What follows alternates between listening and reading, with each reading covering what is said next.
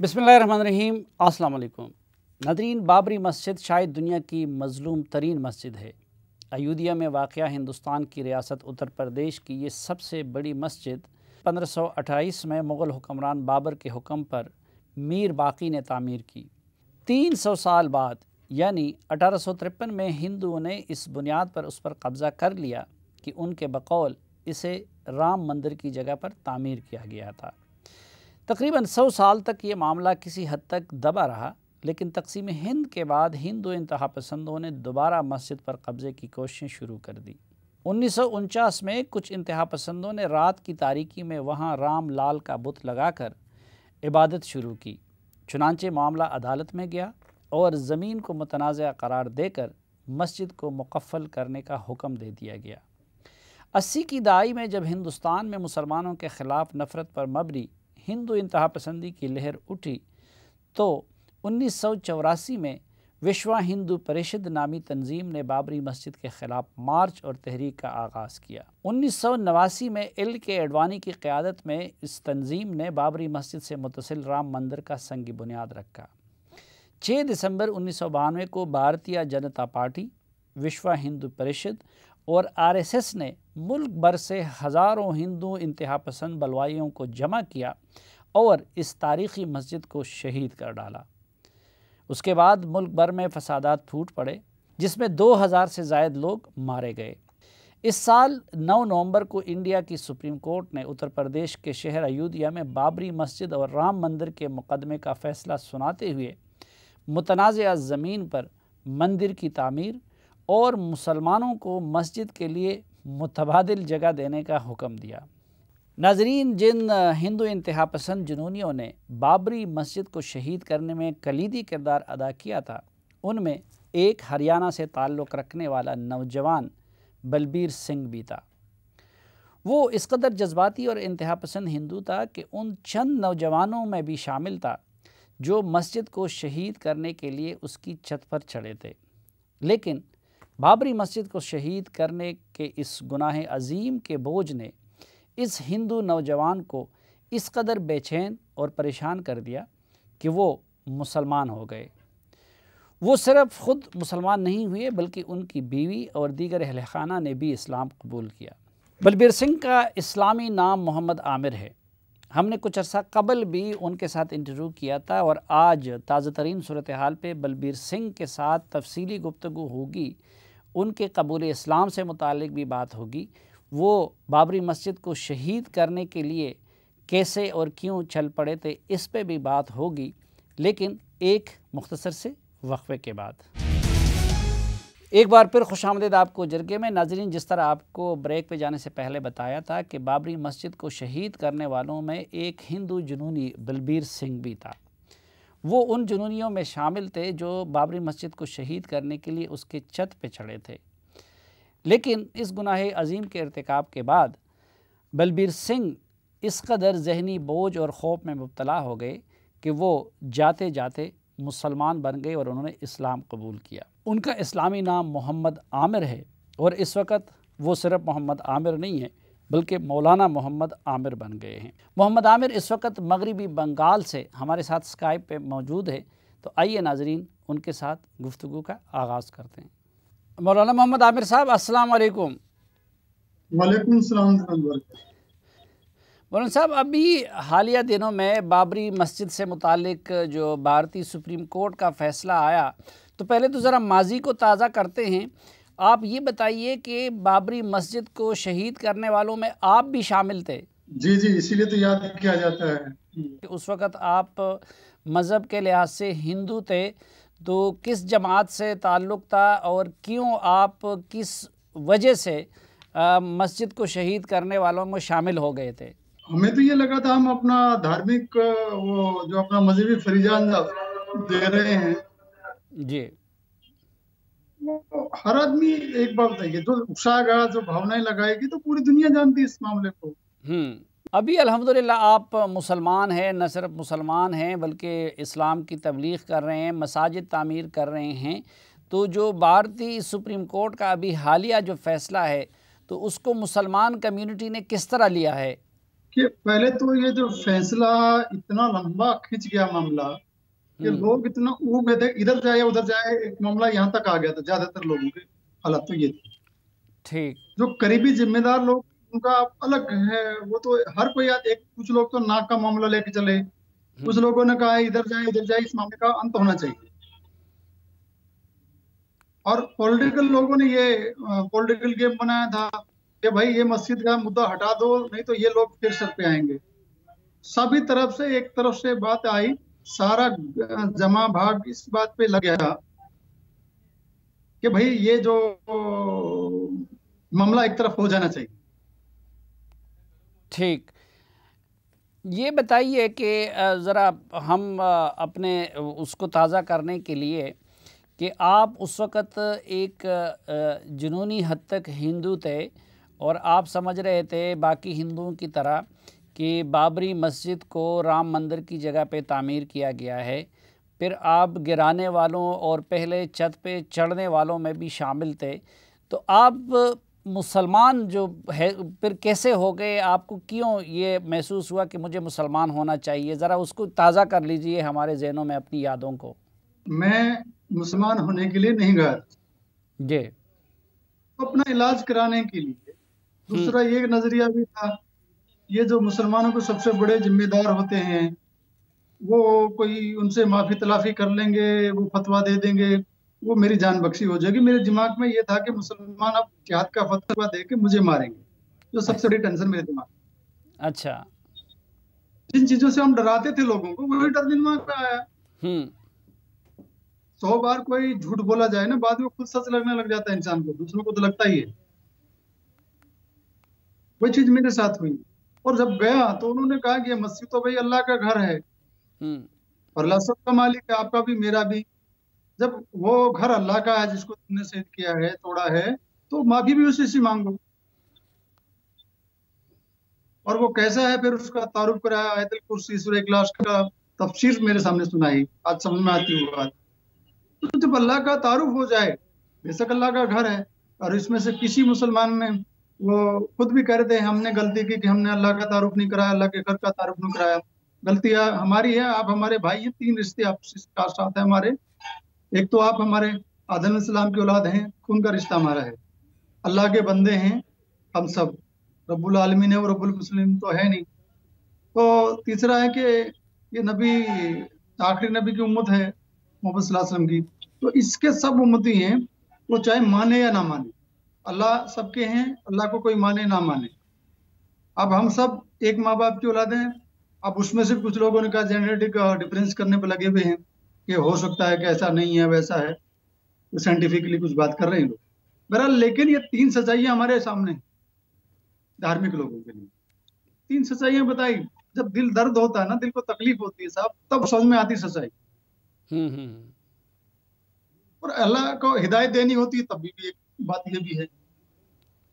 ठीक। तो हिदायत का वक्त आया मेरा, मैं गया अपने जिस दर्द के इलाज के लिए, मैं छोटे से दर्द के इलाज के लिए गया, और अल्लाह का शुक्र है मेरा दोनों जहां का इलाज हो गया।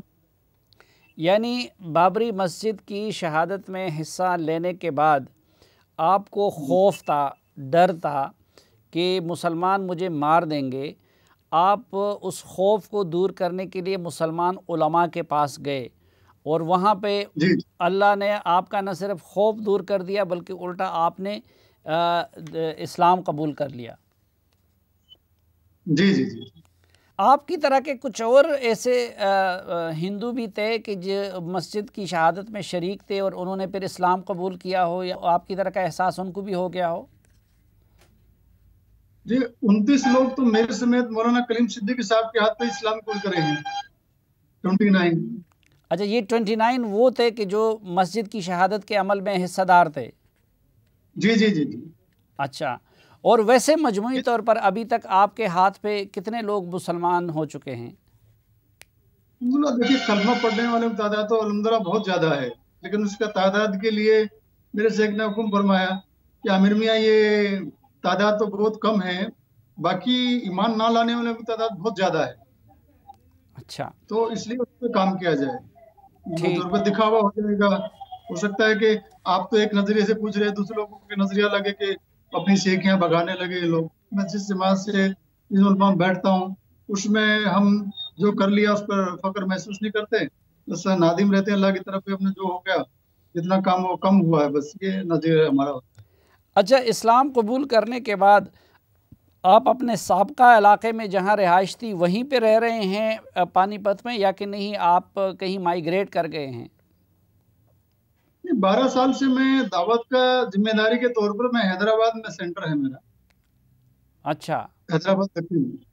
हैदराबाद दक्कन तो में सेंटर है। तो वो सेंटर में आप क्या कर रहे हैं?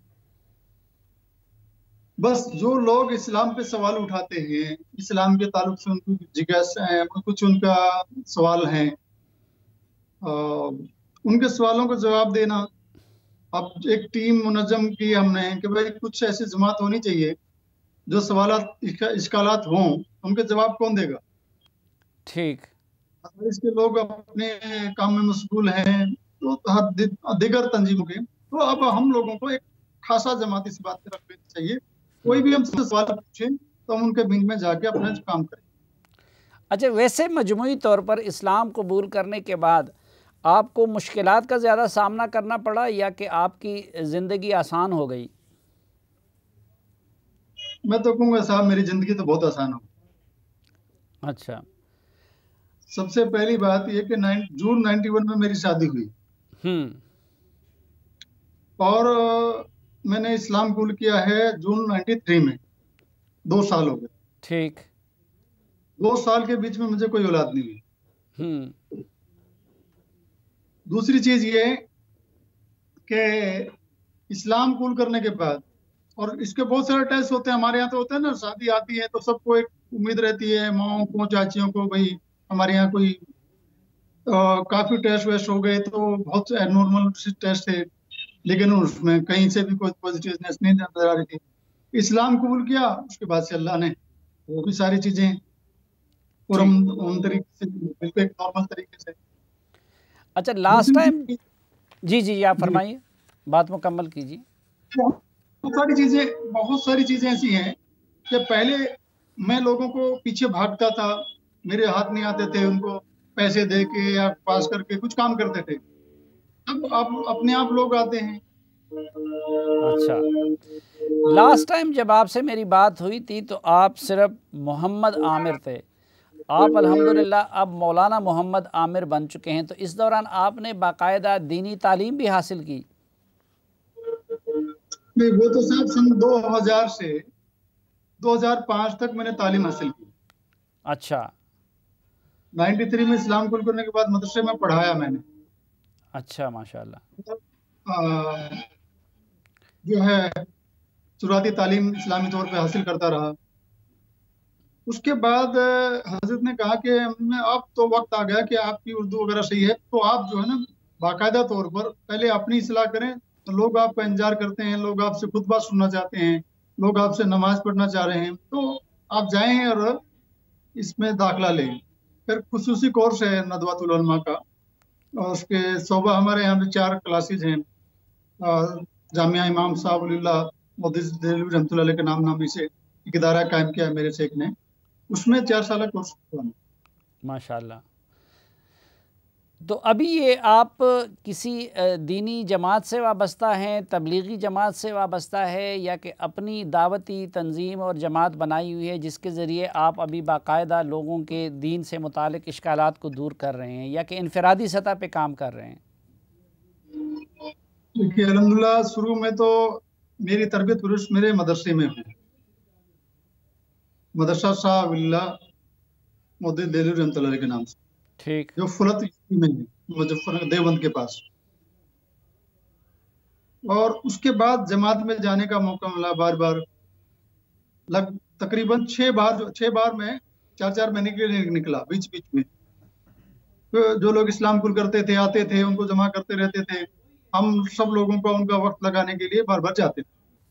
फिर मैंने जो है बहुत सारे सवाल इश्कालात थे, तो फिर मैंने जमात इस्लामी का लिटरेचर पढ़ना शुरू किया, क्योंकि सवालों के जवाब लिटरेचर की शक्ल में, क्योंकि मेरी कमांड हिंदी इंग्लिश पे थी, ठीक। तो मैंने वो किताबें भी खंगाली।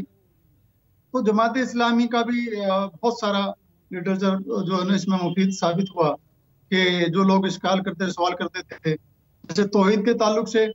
अब अरबी में तकरीर बयान तो थे हमारे पास, लेकिन बाकायदा से कोई किताब मुनज़्ज़म शक्ल में नहीं। जैसे मेरे पास टाइम ना हो सही, तो सामने वाले से टाइम ले करके, या सामने वाले के भी पास टाइम ना हो, तो हम वो उनको वो किताब हवाले कर सके। मसलन मेरे खानदान के लोग, मेरे रिश्तेदार बहुत सारे सवाल करते थे, तो उन लोगों को दावत देने के तरीके पर मैंने ये शॉर्टकट निकाला कि वो किताबें होनी चाहिए, वो मिली मुझे। ठीक। तो तमाम तंजीमों के साथ मिलकर काम करते हैं हमने। बाकायदा कोई तंजीम अब है तो ये है कि मौलाना कलीम सिद्दीकी साहब की सरपरस्ती में जो बड़े बुजुर्गान दीन की, उसमें बहुत बड़े लोगों का मशवरा है, सब काम कर रहे हैं। अब मैं उधर साउथ का जिम्मेदार बनाया गया तो मौलाना कलीम सिद्दीकी साहब की तरफ से बनाया गया, और तमाम जमायत के साथ मिलकर काम कर रहे हैं। अच्छा, तो हिमायत दावत के साथ।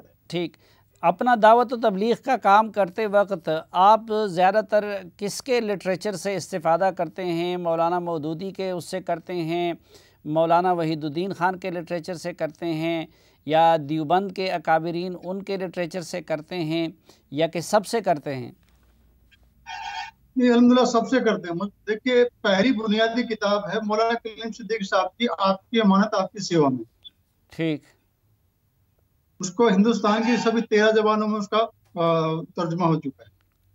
ठीक। उसके बाद गुडवर्ड की जो है कुरान शरीफ लोगों को चाहिए होती है। अक्सर लोगों का कहना है कुरान शरीफ हमें देखना है, पढ़ना है। उनके अंदाज में ये है कि कुरान शरीफ को हम हाथ नहीं लगा सकते तर्जुमे वाली। तो हम उनको जब वो कलमा पढ़ लेते हैं या करीब होते हैं और साफ रहकर के वादा करते हैं, तो बगैर अरबी मतन वाली, तर्जमे वाली कुरान शरीफ उनको देते हैं, कुरान शरीफ का तर्जुमा। ठीक। वो गुडवर्ड की देते हैं ज्यादा। तर्जुमा किसका और होता? उसमें गुडवर्ड वहीदुद्दीन खान साहब की तंजीम है। अच्छा, वहीदुद्दीन खान साहब की, ठीक है।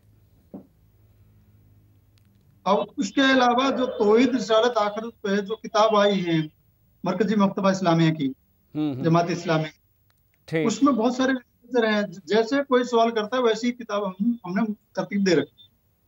ठीक।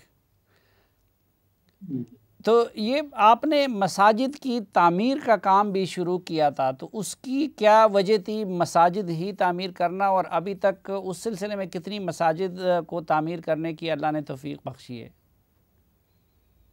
असल में वजह तो ये थी ना, जब मेरी मुलाकात मौलाना कलीम सिद्दीकी साहब से कराई, जब मैं गया था अपने इलाज के सिलसिले में, तो बार बार ये कहा गया कि भाई ये वो आदमी है जिसने बाबरी मस्जिद तोड़ी है।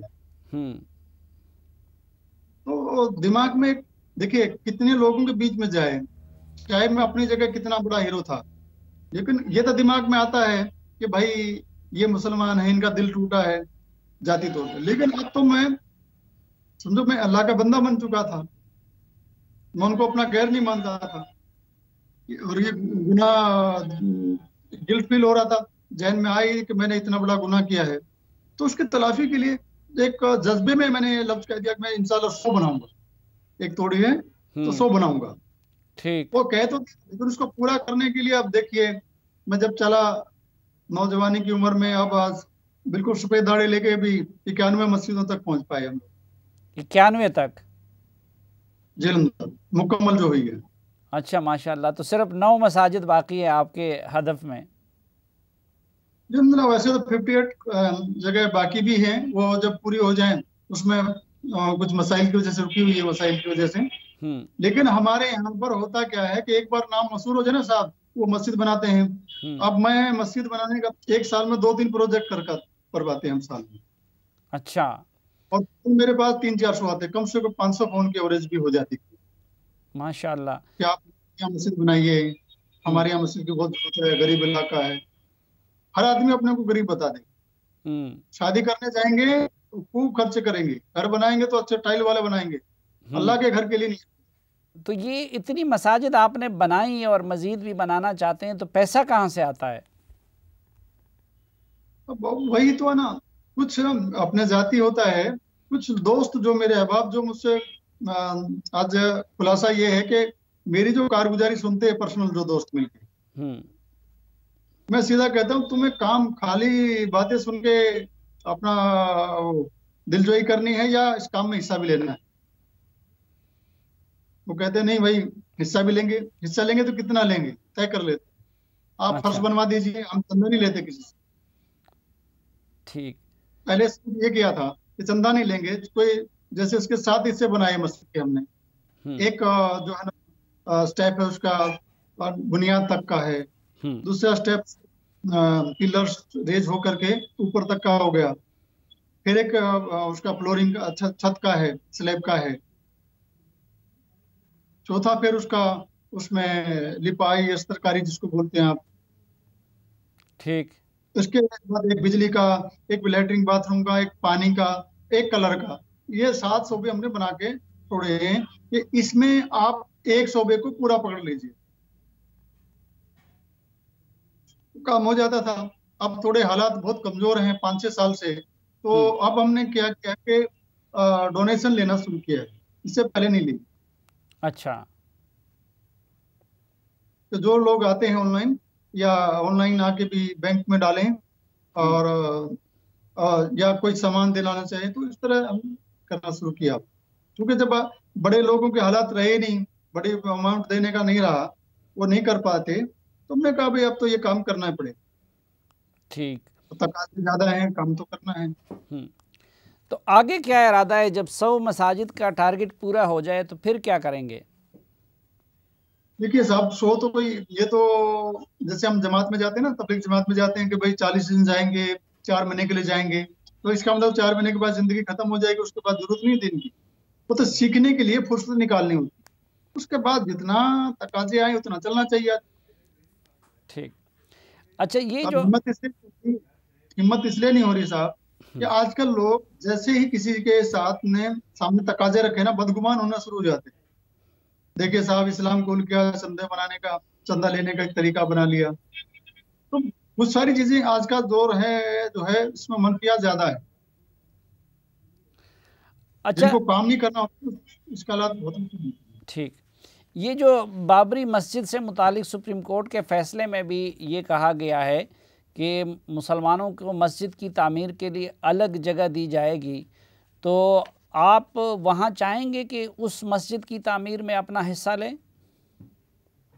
देखिए, मैं तो सीधा कहूंगा साहब, मुस्लिम पर्सनल बोर्ड, सुन्नी वक्फ बोर्ड जो कहेगा, मैं जहां भी मस्जिद बनाएगा मैं उसमें पूरा हिस्सा लूंगा। और मैं तो बल्कि ये कहूंगा कि पैसे से हिस्सा नहीं लूंगा उसमें, मेरे से जो होगा लेबर का काम भी करूंगा जाकर के। क्योंकि मैंने अपने हाथों से जो गुनाह किया था, वो मस्जिद बन जाए तो मेरे लिए, मेरी जिंदगी में ये बन जाए, तो अल्लाह ताला, मैं समझता हूँ मुझे बहुत सुकून मिलेगा। वो जो बोझ था ज़मीर का, वो तो अब हल्का होना चाहिए, या कि नहीं अभी तक कोई खलिश आपके यहाँ बाकी है या कोई दबाव बाकी है?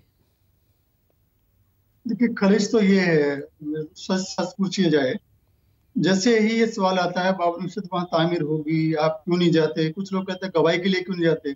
भाई मैं इतना ऑनलाइन आके, स्टेजों पे आके, हर यूट्यूब पे, सब जगह बोलता हूँ मैं था उस बाबरी मस्जिद की शहादत में। चलाओ मुझ पे केस भाई, मुझे हम्म। कोई, हाँ तो मैं सरकार के सामने कहूंगा कि मैं गुनाहगार नहीं हूँ, ना अल्लाह के सामने मना कर सकते हैं। तो हम्म। मैं कहना चाहता हूँ कि जो भी गुनाह की सजा सरकार दे, कोई सरकार अच्छी आ जाए, कि आप लोगों ने कानून अपने हाथ में लिया, चलो जेल के अंदर बाहर रहना ठीक नहीं, चलेंगे भाई। अब अल्लाह के यहाँ असल चीज है, एक सेंटीमेंट जुड़े होते हैं किसी चीज से।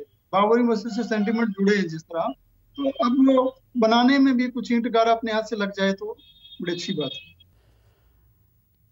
नाजरीन, एक मुख्तसर सी ब्रेक और वापस आएंगे तो माजी के बलबीर सिंह और हाल के मौलाना मोहम्मद आमिर के साथ गुफ्तगू का ये सिलसिला कंटिन्यू रखेंगे। एक बार फिर खुशामदीद आपको जिरगे में। नाजरीन, हमारे साथ मगरबी बंगाल से मौजूद है माजी के बलबीर सिंह और हाल के मौलाना मोहम्मद आमिर। मौलाना साहब, हम देख रहे हैं कि कुछ अरसे से ये हिंदू इंतहा पसंदी का रुझान बढ़ रहा है, पार्टी भी वो इक़्तिदार में आ गई है, तो इसकी क्या वजह है? ये दीगर अक़लियतों की गलती है या कि ख़ुद वहाँ पे बीजेपी जैसी तंजीमों की गलती है? ये उसमें वजह क्या है कि यहाँ पे जो ये बिजनेस और पॉलिटिक्स मिलकर के यहाँ पर कुछ सिस्टम खड़ा करते हैं। हम्म। यहाँ का बिजनेसमैन जो है, अब रतन टाटा जी हम्म। दुनिया के माने हुए बिजनेसमैन, आज उनकी क्या हालत है, बिरला जी की क्या हालत है। जितने भी पुराने जो सरमाएदार हैं, उनको साइड में लगा के नए नए कारोबारियों की एक नई पार्टी बना ली, उनकी पराजित पार्टी है, और ऐसा हो गया। ठीक। अब आप बताइए, जो जिस कंपनी का शुरुआती जो है उसके पास पूंजी, उसकी रकम चंद रुपए थी, आज वो हजारों करोड़ लाखों करोड़ की कंपनियां बन गई। हम्म। जबकि इस 5 साल के दौरान, 6 साल के दौरान हर बिजनेस पिटा है, वो नहीं पिटे। अच्छा। उनकी पूंजी 16,000% 20,000%, 1,00,000% बढ़ गई। ऐसा कभी हो नहीं सकता। ये सारी कुछ चीजें ऐसी हैं, ये सारा का सारा जो है बिजनेस और करप्ट पॉलिटिक्स सिस्टम है, और चंद लोग हैं इसमें, सारे लोग नहीं हैं। अभी मैं, क्योंकि ये इंटरनेशनल सीमाएं नहीं होती, तो मैं चंद बातें और बोलता था। हम्म। आरएसएस के अंदर छोड़ते हुए आने वालों के इंटरव्यू आप देखिए ऑनलाइन गूगल पे जाके। नहीं। आरएसएस के एक्टिविस्ट जिन्होंने आरएसएस में जिंदगियां गुजारी हैं, वो लोग इस आरएसएस पे क्या इल्जाम लगा रहे हैं, अच्छा। दूसरे लोग क्या इल्जाम लगा रहे हैं। हरियाणा, इंडिया में कितने आईएएस आईपीएस ने इस्तीफे दिए अभी। अभी नॉर्थ ईस्ट में जितने भी प्रोटेस्ट हो रहे हैं, वो अकेले मुसलमान नहीं कर रहे हैं। मुसलमानों की तादाद 50% होती है, 50% गैर मुस्लिम भाई होते हैं। अच्छा, मुसलमानों को तो चूंकि ये जो सिटीज़न एक्ट है उसमें तो मुसलमानों के साथ इम्तियाजी सलूक किया गया है, तो उनका गुस्सा तो बजा है। तो ये जो आप कह रहे हैं कि बाकी 50% दीगर कम्युनिटीज़ के लोग भी होते, तो वो क्यों मुसलमानों का साथ दे रहे हैं इस एहतजाज में? वो कह रहे हैं हमारे भाई हैं, इंडिया में रहे हैं, हम कैसे इस देश को, सब कॉन्स्टिट्यूशन को टूटने दें। ये लोग तो कल को पूरे कॉन्स्टिट्यूशन की मेन जो थीम है उसको तोड़ना चाह रहे हैं। हम्म। हम लोग देखिए, हम जैसे मुल्ला लोग आज से पहले मोहम्मद आमिर को किसी पॉलिटिकल इशू को बोलते नहीं सुना होगा आपने। जी बिल्कुल। ये लोग मजबूर कर रहे हैं हमें कि हम कलम दवा छोड़ें और सड़क पे झंडे तख्तियां बना के आए। तो ये अब आप बताइए, कॉन्स्टिट्यूशन छेड़छाड़ उनके बाप दादा की विरासत नहीं है किसी। ये पढ़े लिखे लोग नहीं, अनपढ़ लोग ढेर आगे सामने। इनके बाप दादा सारे के सारे अनपढ़ हैं, जाहिल हैं, सब के सारे देश के विरोधी थे। जब देश आजाद हुआ तो इन लोगों ने इस देश के खिलाफ सारे के सारे सबूत दिए थे पेश अंग्रेजों को। ये देशद्रोही लोग हैं, ये अपना दामन ढकने के लिए इस तरह के अल्फाज इस्तेमाल कर रहे हैं। ये आप जो बीजेपी की क़यादत है उनके बड़ों के बारे में कह रहे हैं? जी, अच्छा। आप देखिए देश में जो हमारा इंडिया गेट है, इंडिया गेट पे शहीदों के नाम लिखे हैं। उन शहीदों में सबसे ज्यादा मुसलमानों के नाम है। तो इंडिया किसका हुआ?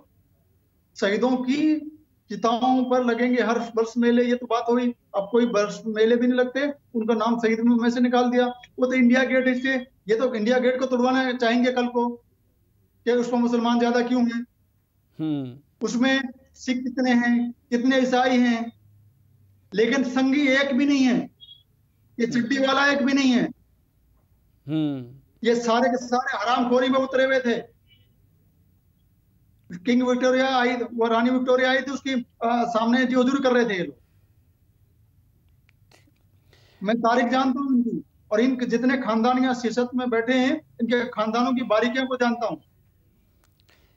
लेकिन फिर अगर ऐसी जी जी जी कमजोरी के शिकार, मानसिक बीमार लोग हैं, इनका इलाज होना चाहिए। तो पागल खाने जाने वाले लोग हैं।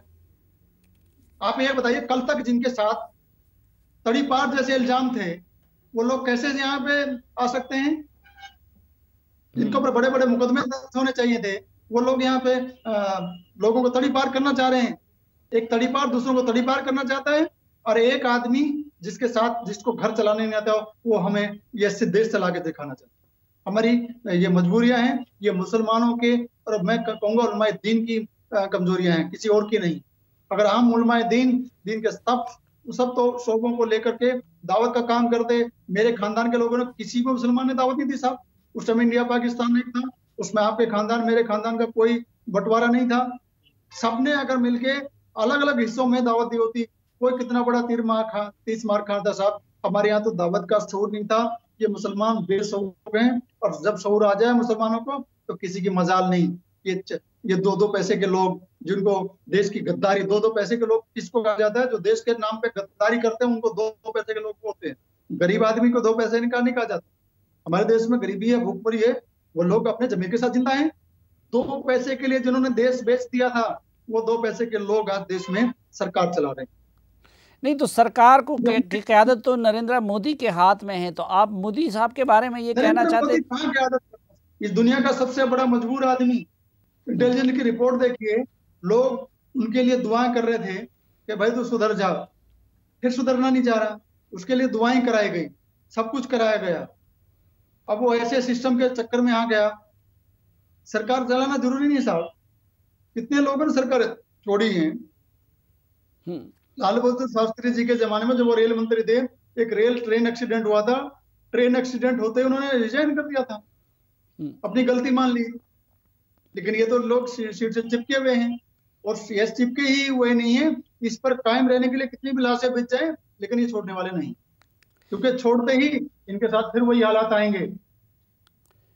नहीं, लेकिन वो आप कह रहे हैं कि वो घर नहीं चला सकता, मोदी को जेल में होना चाहिए हुक्मरान होने की बजाय, लेकिन उनको तो पिछली मर्तबा भी लोगों ने वोट दिया था और इस मर्तबा तो उससे भी ज़्यादा लोगों ने वोट दिए, तो फिर इंडिया के लोग उनकी हिमायत क्यों कर रहे हैं? देखिए, मैं दोनों तरफ के परामर्शों के बारे में जानता हूँ साहब। गलतियां उन्होंने भी बड़े लेवल पे की यहाँ पे, मैं तो, लेकिन यहाँ के कहूँ, जो आदमी अपने सीएम रहते हुए एफिडेविट देता है मेरी बीवी नहीं है, पीएम होने के बाद वो बीवी आ गई, ये कितना बड़ा घोटाला है। 420 का केस चलना चाहिए कि नहीं चलना चाहिए? वो एफिडेविट निकालिए इनका, जब इन्होंने असेंबली के इलेक्शन लड़े सीएम रहते हुए, और ये एफिडेविट निकालिए आपके। अब मोदी साहब ने तस्लीम कर लिया कि उसकी बीवी है। बीवी है, बीवी ने भी थोड़े दिन का तस्लीम कर लिया, आई और चली गई। नहीं, ये तो खैर उनका जाती मामला हो गया, लेकिन अगर वो इंडिया के लिए नुकसानदेह है तो फिर इंडिया के लोग उनको वोट क्यों देते हैं? मेरी जितने निकाह हुआ मुझे लिख के देना पड़ेगा कि मैंने कितने निकाह किए जिंदगी में, कितनी बीवियां मेरे साथ रहती हैं, किससे खुला, किससे तलाक हुआ, किसका इंतकाल हुआ, ये रिकॉर्ड तो देना पड़ता है ना। तो उसमें झूठ क्यों लिखा, मैं शादीशुदा हूं या नहीं हूं? ये एफिडेविट देके लिखा, ऐसा नहीं एफिडेविट इसके अंदर लिखा हुआ है साहब। मैं सिर्फ इतनी, ये बात तो बीच में इसलिए है, असल मुद्दा तो इस बात का है, जो लोग अपनी बात पे पक्के ना रहे, उनकी हमें कोई भरोसा नहीं था। ये दूसरे ड्रम में आ गया, चलो और 5 साल और चले जाते, हमारी जिंदगी के परेशान होकर। नहीं, मैं ये कह रहा हूँ कि इंडिया के लोग फिर उन पे भरोसा क्यों कर रहे हैं वोट दे के? क्या इंडिया के लोगों को ये रियलाइज नहीं हो रहा है, जिस तरह आप लोग समझते हैं कि वो इंडिया को फायदे की बजाय नुकसान पहुंचा रहा है, नफरतें फैला रहा है? जब हालात आते ना है साहब, तो लोगों की बुद्धि मारी जाती। हमारे यहाँ कहावत है ना, जब गिदड़ की मौत आए तो गांव की तरफ भागता है। अल्लाह ने कुछ असलियत जाहिर करनी है, हम मुसलमानों की भी, ठीक, और इनकी भी, तो असलियत जाहिर करने के लिए इससे बेहतर क्या तरीका है कि उनको सरे मंजर पे लिया। हैदराबाद में हमारे कहावत है, अगर कोई अपने बाप दादा के नाम और परदादा के नाम भूल जाए ना, वो इलेक्शन में फार्म भर ले, पूरे याद दिला देंगे उनको, तो ऑपरेशन कर ले। और ये जो तो ये है कि कश्मीर से मुतालिक जो पॉलिसी है उनकी, तो उसको इंडिया के लोग किस तरह देखते हैं नरेंद्र मोदी की पॉलिसियों को? देखिए, नरेंद्र मोदी की पॉलिसियां कोई नहीं होती, इसके ऊपर एक सिस्टम बैठा है, वो सिस्टम जो लागू करना चाहता है। अब ये सिस्टम के सामने मजबूर है, और सिस्टम वाले लोगों को तो जवाबदेही है नहीं। एक सबसे अच्छी बात ये है, वो सिस्टम में जो लोग बैठे हैं उनको ना तो जवाब देना, और जवाब देना नरेंद्र मोदी को। तो मेरी तो इसके प्रति कभी कभी तो सहानुभूति होती है, कभी गुस्सा आता है। गुस्सा इस बात पे आता है कि ये सरकार छोड़ क्यों नहीं देता, या उनको टंगवा दे थोड़े दिन के लिए। 100-200 लोग हैं, ज्यादा नहीं है। ये वही लोग हैं जिसका आप कह रहे थे कि जिनको का कारोबार पे कब्जा हो गया है? जी जी, कारोबार पे कब्जा हो गया है, कर लिया गया है, बहुत कुछ है। तो बाहर की दुनिया में तो तासुर ये है कि नरेंद्र मोदी ने इंडिया की मईशत बहुत बेहतर बना दी, लेकिन आपकी बातों से तो इस तरह लग रहा है कि नहीं, चंद लोगों को फ़ायदा हो रहा है लेकिन बाकी इंडियन को नुकसान हो रहा है। देखिए साहब, जितने भी टैक्सी रखने वाले थे पहले, उनकी जिंदगियां कैसी आबाद थी। गाड़ियां रखने वाले थे, ट्रांसपोर्टर जितने थे बम्बई में, महाराष्ट्र और बड़े इलाकों में, मुसलमान ट्रांसपोर्टर जो 2014 से पहले थे, अब कहाँ हैं उनका लिस्ट निकाल के देखिए आप, गूगल पे मिलेंगे आपको। ओला उबर किस लिए लाई गई? प्लान करके लाई गई। प्लानिंग होती है, जिस कारोबार में मुसलमान है उस कारोबार को तबाह को दूसरा लेके आओ, ऑनलाइन आपको बुकिंग मिलेगी। ऑनलाइन तो बुकिंग प्रायोरिटी तो उनको दी जानी चाहिए जो पहले से इस कारोबार में है। यानी जान सोच समझ के उन कारोबारों को तबाह किया जा रहा है जिनसे मुसलमान मुंसलिक हैं। जी जी।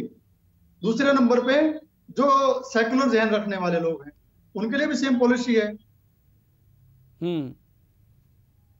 कितने लोगों को फंसाया गया है। अच्छा, किसी को अपने तो वो चेहरा नजर नहीं आता, दूसरों पर इल्जाम लगाने जाते हैं। अब चिदम्बरम साहब का अब इनको फॉल्ट नजर आया, इससे पहले कभी नजर नहीं आया। मोदी 2 में नजर आया, मोदी 1 में नजर कभी नहीं आया इनको। लेकिन इसमें रद्द अमल क्यों नहीं आता? बाहर दुनिया तो ये है कि शायद पूरा इंडिया की अक्सरियत मोदी के साथ है, इसके खिलाफ एहतजाज क्यों नहीं होता? पिछले इलेक्शन में लोगों ने उनके खिलाफ वोट क्यों नहीं दिया? साहब मैं आपकी बात के बीच में बोल पड़ा, माफ करना। आपने हैदराबाद में कितनी बड़ी तादाद थी, आपके केरला में, गूगल पे आपके पास न्यूज नहीं हुई? जितनी बड़ी तादाद में कभी इंडिया में एहतजाज नहीं हुए हैं, जितनी बड़ी तादाद कल परसों तरसों 3 दिन से चल रही सड़कों। अच्छा, पूरी दुनिया का सबसे बड़ा तादाद वाला ये जो प्रोटेस्ट है, लेकिन कोई मीडिया कवरेज नहीं आ रही। लेकिन हमने देखा कि मकबूजा कश्मीर में जो कुछ उन्होंने किया, लोगों को घरों के अंदर बंद किया हुआ है, 3-4 महीने से वहाँ पे कर्फ्यू है, लेकिन इंडिया में तो हमें उसका कोई ख़ास रद्द अमल देखने को नहीं मिला। देखिए, कुछ खबरें ना मिले हमें कैसे मालूम पड़ेगा?